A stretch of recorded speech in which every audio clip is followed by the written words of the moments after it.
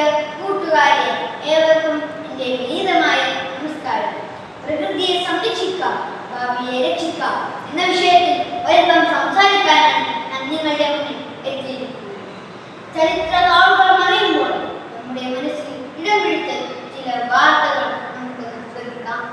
ചൂരൽമല മുണ്ടക്കൈ ദുരന്തത്തിന് 2 ആണ്ട്, കണ്ണീർ പോലത്ത പുത്തുമല, ശിറൂർ ദുരന്തം, പ്രാർത്ഥനയും നെഞ്ചിലെത്തി അവസരം വിടവാങ്ങി. വാർത്തകൾ അവസാനിക്കുന്നില്ല. ചരിത്രത്തിലെ യുദ്ധ ദുരന്തങ്ങൾ പറഞ്ഞാൽ തീരില്ല. പക്ഷേ ഇതൊന്നും വെറും അപകടങ്ങളല്ല. പ്രകൃതിയെ മറന്ന മനുഷ്യൻ നടത്തുന്ന ക്രൂരതയ്ക്കെതിരെ പ്രകൃതി തിരിച്ചു നൽകുന്ന കടുത്ത പ്രേരണകളാണ്.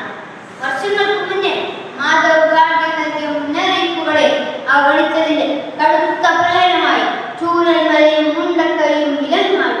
കണ്ണീരണിയിച്ചപ്പോൾ മറുഭാഗത്ത് ഉത്തരാഖണ്ഡിലും ഹിമാചലിലും ഗ്രാമങ്ങൾ തന്നെ ഒലിച്ചുപോയത് പ്രകൃതി നമുക്ക് നൽകുന്ന അതിഭയാനകമായ മുന്നറിയിപ്പിന്റെ.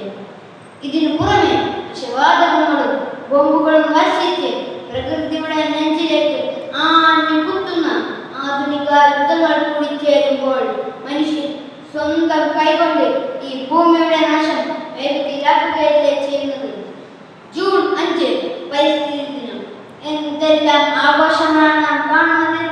ഒരൊറ്റ ദിവസത്തെ പരിസ്ഥിതി സ്നേഹം പ്രഹസനങ്ങളായി മാറുന്നത് നിത്യ കാഴ്ചയാണ്.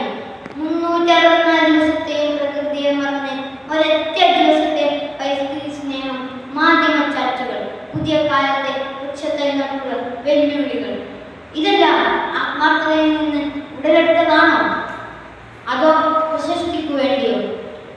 ഒരു ദിവസമെങ്കിൽ ഒരു ദിവസം നാം അതിനെ ആദരിക്കുന്നു. എന്നാൽ അത് മതിയോ? എന്താണ് പരിസ്ഥിതി?